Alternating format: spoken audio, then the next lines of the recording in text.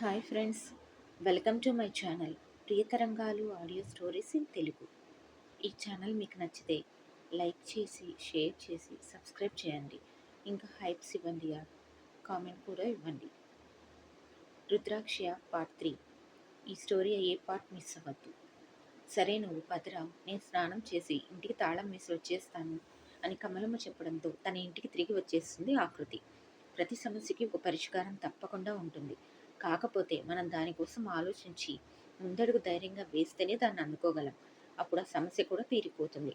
నారు పోసిన వాడ నీరు కూడా పోస్తాడన్న సామెతలాగా ఆకృతి సమస్యకు ప్రస్తుతానికి ఒక పరిష్కారం అయితే లభించింది. ఇక బ్రతుకు పోరాటంలో ముందడుగు వేయాలి. ఉదయాన్నే బాధగా తన సమస్యలు ఆలోచిస్తూ గుమ్మంలోకి వచ్చిన ఆకృతి ఇప్పుడు కొంచెం ప్రశాంతంగా ఇంట్లోకి అడుగు పెడుతుంది. గదిలోకి వెళ్తుంది. అప్పటికే సరస్వతి నిద్ర లేచి అలాగే మౌనంగా కూర్చునేట్టు చూస్తూ ఉంటుంది. తల్లిని వాష్రూంలోకి తీసుకువెళ్ళి ఫ్రెష్ చేయించి బయటికి తీసుకొస్తుంది. చక్కగా రెడీ చేస్తుంది. నిన్న మొన్నటి వరకు తనను తన తల్లి ఎంతో ఇష్టంగా రెడీ చేసి తన అందాన్ని చూసుకొని మురిసిపోయేది. ఇప్పుడు తను తన తల్లిని రెడీ చేయవలసిన పరిస్థితి. ఆకృతి మనస్సు మెలిపెడుతుంది బాధతో.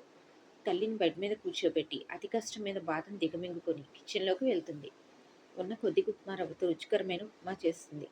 అదే టైం కమలమ్మ కూడా రావడంతో ఆమె కొద్దిగా ఉప్మా ప్లేట్లో ఇచ్చి తన తల్లికి కూడా తీసుకువెళ్తుంది. నువ్వు తిన్నావా ఆకృతి? కమలమ్మ అడిగిన ప్రశ్నకు సమాధానం ఏమని చెప్తుంది? ఉన్న కొంచెం రవ్వతో చేసిన ఉప్మా వాళ్ళిద్దరికే పెట్టింది. చిన్నగా నవ్వి నేను తినేశాను పెద్దమ్మ అంటూ తల్లి రూమ్లోకి వెళ్తుంది. ఆకృతితో పాటు కమలమ్మ కూడా ఆ రూమ్లోకి అడుగు పెడుతుంది. ఇంతకుముందు చాలాసార్లు వచ్చింది కమలమ్మ. ఇరుగు పొరుగు కనుక మంచిగానే ఉంటారు ఇద్దరు. ఆకృతి తినేసింది అనుకుని కమలమ్మ టిఫిన్ తినటం మొదలు పెడుతుంది. కబుర్లు చెప్తూ తన తల్లికి టిఫిన్ తినిపించేస్తుంది ఆకృతి. నేను కొంచెం బయటికి వెళ్ళి వస్తాను పెద్దమ్మ, ఇంట్లో సరుకులు నిండుకున్నాయి, తీసుకువస్తాను. వెళ్ళిరా అమ్మ, నువ్వు అమ్మ గురించి దిగులు పడకు. ఈ రోజు నుండి అమ్మ బాధ్యత నాది అంటుంది కమలమ్మ. ఆకృతి చిన్నగా నవ్వి ఒక సంచి తీసుకొని బయటికి వెళ్తుంది. అమ్మ అంటూ డ్రైవర్ లోపలికి వస్తాడు. ఏంటి వెంకట్ అంటూ అడుగుతుంది అర్పిత తన బ్యాగ్ సర్దుకుంటూ. ఉదయం కార్ వాష్ చేస్తుంటే సార్ కార్లో ఈ పుస్తకం దొరికిందమ్మా అంటూ ఒక పాకెట్ సైజ్ పుస్తకం ఆమె చేతికిస్తాడు. సరే నేను అన్నయ్యకి ఇస్తానులే అని చెప్పగానే అతను వెళ్ళిపోతాడు. ఇదేం పుస్తకం అబ్బా అంటూ తెరిచే లోపల నువ్వు ఇంకా కాలేజ్ టైం అవుతుంటే బయలుదేరకుండా హాల్లో ఏం చేస్తున్నావు అంటుంది అంజలి. వెళ్తున్నామ్మా, ఇదిగో ఈ బుక్ కార్ వాష్ చేసేటప్పుడు కారులో దొరికిందని వెంకట్ ఇచ్చి వెళ్ళాడు అంటూ ఆ బుక్ తల్లి చేతుల్లో పెట్టి తన కాలేజీకి బయలుదేరిపోతుంది. ఆ బుక్ను ఓపెన్ చేద్దాం అనుకుని కూడా కిచెన్లో పని ఉండడంతో అక్కడున్న టేబుల్ మీద పెట్టి వెళ్ళిపోతుంది అంజలి. కొద్దిసేపటికి భరత్ వచ్చి బ్రేక్ఫాస్ట్ చేసి ఆఫీస్కి వెళ్ళిపోతాడు. కొడుకు ఇప్పుడల్లా రావడం తెలుసు కనుక తను కూడా టిఫిన్ తినేసి పనిలో పనిపోతుంది అంజలి. ఇంటి నుండి బయటికి వచ్చిన ఆకృతి డైరెక్ట్గా చిన్న గోల్డ్ షాప్కి వెళ్తుంది. తన వేలికి ఉన్న ఒకే ఒక ఉంగరం సన్నగా ఇంకా స్టైల్గా ఉంటుంది. అది తన తండ్రి తన గిఫ్ట్గా చేయించాడు. ఇప్పటి వరకు ఉన్న అన్ని నగలు తాకట్టు పెట్టేసినా దీన్ని మాత్రం తీయలేదు. కానీ ఇప్పుడు తల్లి కడుపు నింపాలి అంటే మరో దారి లేదు. బాధగా ఒకసారి ఆ ఉంగరం వైపు చూసుకుంటుంది. తండ్రి జ్ఞాపకం కనుక అమ్మడానికి మనసు రాక తాకట్టు పెడదామని డిసైడ్ అవుతుంది.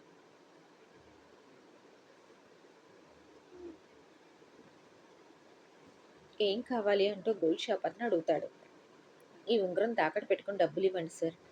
అతను ఆ ఉంగరం వైపు ఇంకా ఆకృతి వైపు మార్చి మార్చి చూస్తాడు. అతను ఎందుకు అలా చూస్తున్నాడో ఆకృతికి అర్థం కాలేదు. ఏమైంది, ఎందుకు అలా చూస్తున్నారు? ఆ ఉంగరం అసలే సన్నగా ఉంది. దీన్ని మరలా తాకట్టు పెట్టుకోవడం ఏమిటా అని చూస్తున్నా అంటాడు ఆ వ్యక్తి. అంటే ఈ ఉంగరం మా నాన్నగారి జ్ఞాపకం అండి.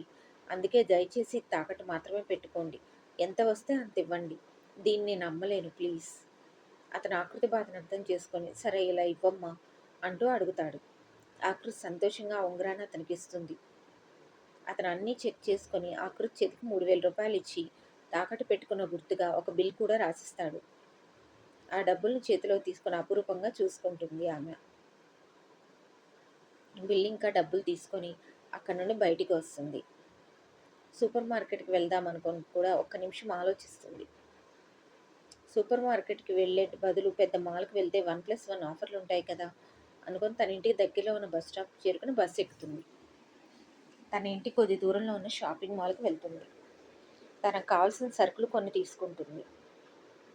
టిఫిన్ కోసం మినపప్పు అయితే రేట్ ఎక్కువని వాటికి బదులుగా వేరే ఐటమ్స్ తీసుకుంటుంది. టిఫిన్ చేయడం కోసం గోధుమ పిండి, మరమరాలు, అటుకులు ఇలాంటివి తీసుకుంటుంది. కొన్ని కావాల్సిన సరుకులు కూడా తీసుకొని ఒకటి కొంటే ఒకటి ఉచితం ఉన్న వాటిలో తనకు కావాల్సినవి తీసుకుంటుంది. కూరగాయలు కూడా అక్కడే తీసుకుంటుంది. అందులో కూడా తక్కువ రేటు ఉన్నవి ఎక్కువ మొత్తంలో తీసుకుంటుంది. బియ్యం కూడా తీసుకుంటుంది. అంతా కలిపి 1000 రూపాయలు అవుతుంది. 1000 దాటకుండా కొనుక్కుంటుంది. అవన్నీ తీసుకొని బస్ ఎక్కి ఇంటికి చేరుకుంటుంది. 11 గంటలకు మెలకువ రావడంతో నిద్రలేచి ఒకసారి టైం చూసుకొని బెడ్ దిగుతాడు అనూప్. ఆఫీస్కి వెళ్ళాలా వద్దా అని ఒకసారి ఆలోచించి ముఖ్యమైన మీటింగ్స్ ఏమీ లేవు కదా, ఈ రోజుకి రెస్ట్ తీసుకుందామని డిసైడ్ అవుతాడు.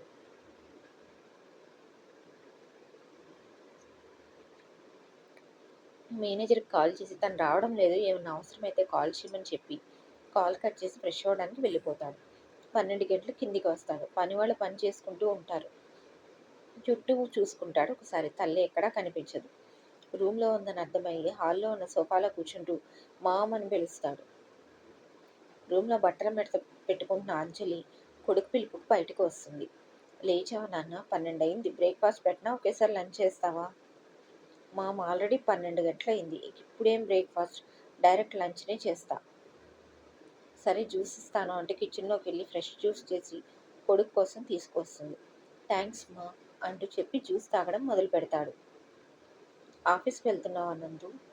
లేదు మా, ఈరోజు వెళ్ళట్లేదు, ఇంట్లోనే రెస్ట్ తీసుకున్నాను. 12 అయిపోయిందిగా, అందుకే.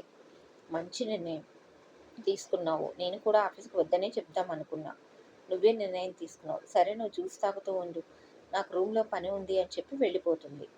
జ్యూస్ తాగుతూ మొబైల్లో ఆఫీస్ మెయిల్స్ చూసుకుంటూ ఉంటాడు అనూప్. ఇంట్లో వాళ్ళు నందు అని, ఫ్రెండ్స్ అనూప్ అని పిలుస్తారు. కానీ అనూప్కి శ్రీ అని పిలిస్తే ఇష్టం. కానీ ఇంతవరకు ఎవరూ అలా పిలవలేదు. గంట తర్వాత అంజలి అనూప్ ఇద్దరు లంచ్ కంప్లీట్ చేసేస్తారు. రూమ్కి వెళ్ళబోతుండగా కొడుకును పిలుస్తుంది అంజలి. ఏమిటన్నట్లుగా వెనక్కి తిరిగి చూస్తాడు. అక్కడ టేబుల్ మీద ఉన్న చిన్న బుక్ తీసి కొడుకు చేతుల్లో పెడుతుంది. అదేంటో అర్థం కాదు అనూప్కి. ఏమిటి మా ఇది? కొడుకు ప్రశ్నకు ఆశ్చర్యపోతుంది అంజలి. అదేంట్రా, నీ కారులో దొరికిన వస్తువు గురించి అదేంటి అని నన్ను అడుగుతున్నావు? అది విన్న శ్రీ మరింత ఆశ్చర్యపోతాడు. అది నా కారులో ఉందా? హా, మార్నింగ్ వెంకట్ కారు తుడుస్తూ అది ఫ్రంట్ సీట్లో దొరికిందని తీసుకువచ్చి ఇచ్చాడు. ఆ మాటలు విని ఏమీ అర్థం కాక ఆ బుక్ వైపు అలానే చూస్తాడు. సరే మామ్, నేను చూస్తానులే అంటూ దాన్ని తీసుకొని రూమ్లోకి వెళ్ళిపోతాడు.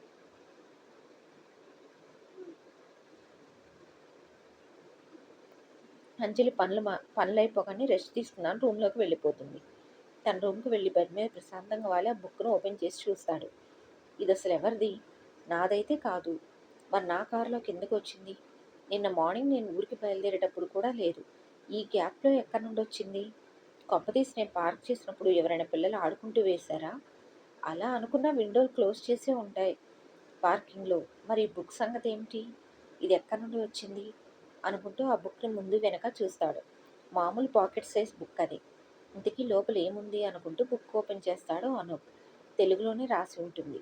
చదవడం మొదలు పెడతాడు. ఈ స్టోరీ